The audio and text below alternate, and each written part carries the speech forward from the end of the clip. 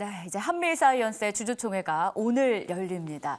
모녀와 이 형제 간의 경쟁, 이런 구도가 지금 잡혀 있는 상황인데 격차가 얼마 나지 않아서 지분율 격차요. 그래서 뚜껑을 끝까지 열어봐야 된다라는 분석들이 공존하고 있습니다. 테이버 교수님, 오늘 주총 관전 포인트부터 들어볼까요? 일단은 모녀와 형제 간의 네. 약간의 싸움이다라고 보시면 될 것 같고, 일단 한미사이언스는 지주사입니다. 그리고는 이 부분에 있어가지고 원래 이제 한미사이언스를 창업했던 창업주님께서 이렇게 이게 자꾸 하시면서 그 이후에 이게 소송에 있어가지고 소송의 출발점이 세금이었다라고 좀 보셔야 될 것 같고요. 그 상속세를 내매 있어가지고 지분을 매각을 하고 그리고 그런 과정에서 약간의 이제 우호 지분이라고 볼 수 있죠. OCI로부터 출자를 받게 되겠다 이런 이야기가 나오면서 그 이후에 이게 가족 간에 어찌 보면은 경영하고 있는 가족 기업이지만 이게 아드님께서 우리는 듣지 못했다.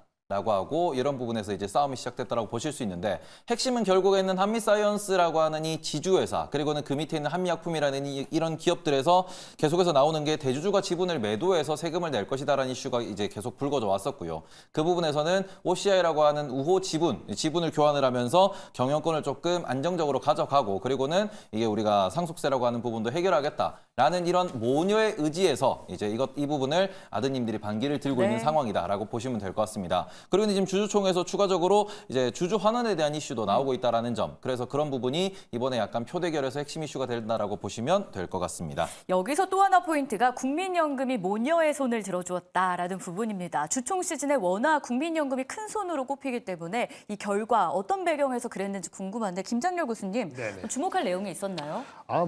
국민연금 입장에서는 너무나 심플하죠. 네. 그냥 관성입니다. 관성. 관성. 원래 선택이 있었어요. 근데 그거하고 다른 선택하고 큰 차이가 없다거나 웬만하면은 그걸 유지하고 싶은 게 있는 거죠. 일단 그 누구지? 그 임주연 부회장 따님이잖아요. 맞나요? 맞나? 하여튼 이분께서 얘기하기를 뭐 환원 정책을 계속 잘한다. 그 얘기했고 중간 배당하고 단기 순이익의 50% 배당 자사주 매입을 한다. 다른 쪽에서 형제분들이 하는 게 그보다 엄청난 거 뭔가 한 게 아니면은 리스크를 걸을 이유가 없죠. 그래서 국민연금 입장에서는 개별 개인 투자가들은 모르겠습니다만 국민연금 입장에서는 웬만해서는 바꾸지 않습니다.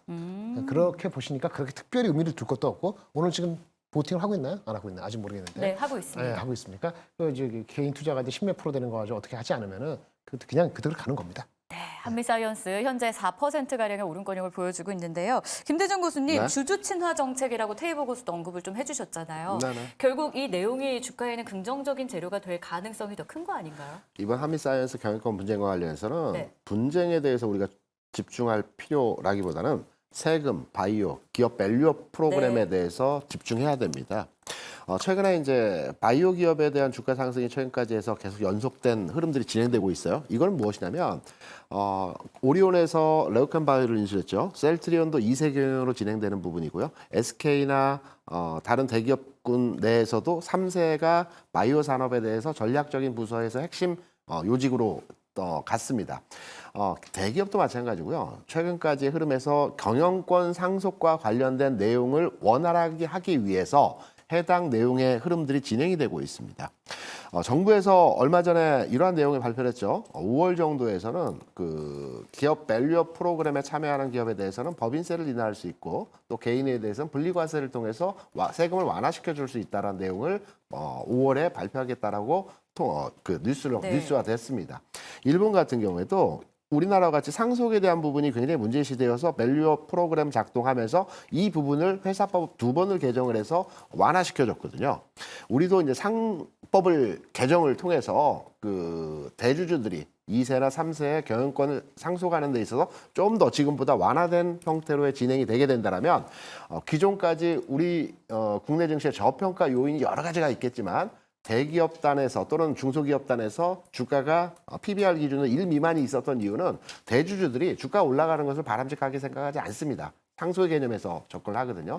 그러면 상법적으로 이걸 좀 개선을 해주게 되면 이 부분이 좀 더 주가 부양에서의 흐름들이 진행될 수 있기 때문에 올해는 바이오와 세법 개정과 그리고 밸류업 프로그램에 대한 핵심으로 접근을 해야 될 것 같고 단순하게 경영권 분쟁에 대한 내용으로 해석하기보다는 네. 확장 해석해서 증시에 좀 더 긍정적으로 대응할 수 있는 내용으로 판단하는 것이 좀 더 효과적이라고 생각을 하고 있습니다. 알겠습니다. 그런데 또 반대로 OCI의 주가는 어제 급등 이후 오늘 조정을 좀 받고 있습니다. 현 구간에서 1.27% 하락하며 84,800원 선 지나가고 있는데 OCI 쪽에 대해서는 저희가 주가 체크하고 향후 전망해 본다면 염정 교수님 어떻게 좀 전략을 세워봐야 될까요? 일단은 앞서 이야기했었던 부분, 저도 사실은 이게 가족 간의 분쟁이 사실 씁쓸한 네. 내용이에요.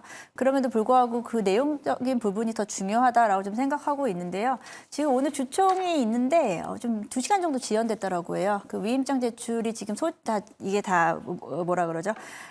집계가 제대로 다 안 돼서 지금 좀 늦어지고 있어서 지금 발표가 소액주주 이제 참여에 대한 부분이라든지 이런 부분이 좀 지연되고 있는 상황이고. 일단은 이제 양측에 대한 부분, 뭐 지방적인 문제를 제외하고 OCI와의 통합이 맞느냐라는 부분이 먼저 중요한 거잖아요. 한미약품 입장에서는 지금 기존에 이제 제약바이오 쪽에 대한 부분이 일반 이제 화학업체라든지 일반 기업체로 넘어가는 게 과연 회사의 이득이 될 수 있느냐, 방향성에 대한 부분을 상당히 고민을 하고 있다라고 좀 생각하고 있고요. 뭐 지금 의견은 좀 분분해요. 뭐 기존에 이제 일반 산업 쪽으로의 제약사가 이렇게 그 통합을 했을 경우에는 그렇게까지 뭐 엄청 시너지가 나오는 네. 데가 없었다라는 또 의견도 있거든요. 그렇기 때문에 이번 OCI와 한미약품의 이제 통합, 또 한쪽에서는 통합이라기보다 뭐 거의 뭐 인수합병에 대한 부분으로 이야기가 되고 있는데 일단 OCI 측에서에 대한 시너지, 그리고 한미약품 쪽에서는 시너지가 과연 나타날 수 있겠느냐. 한미 쪽에서는 OCI의 통합을 통해서 자금력 확보를 할 수 있고, 그에 대한 부분에서 뭐 추가적인 대규모 M&A라든지 추가적으로 자금을 통한 그 R&D에 대한 부분도 충분히 네. 시너지 가능하다라고 하지만 한미약품 쪽에서 반대하는 쪽에서는 우리도 자금력은 충분하다라고 보기 때문에 사실 그 부분에서 주주들도 좀 헷갈리는 게 아닌가라고 생각해요. 그래서 주가는 오히려 이슈가 나온 이후로 한 2달 동안 두 개, 한미약품, 한미사이언스, OCI 모두 다 보합 또는 약간 약보합으로 내려간 상태예요. 결과에 따라서 주가는 다시 움직일 것 같으니 오늘 주총 결과 오후까지 좀 지켜봐야 될 것 같습니다. 알겠습니다. 자, 이렇게 해서 1위 주제까지 만나봤고요. 한 줄 평으로 핵심 포인트 정리해 드리겠습니다.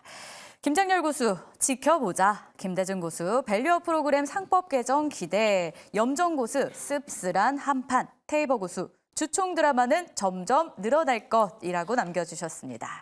네, 이렇게 해서 오늘 오전장에 꼭 짚고 넘어가야 될 주제들 1위부터 5위까지 만나봤는데요. 네 분과는 여기서 인사하지만 잠시 후 저희가 주가 종목에 대한 매매 전략 세워드릴 테니까 끝까지 함께해 주시길 바랍니다.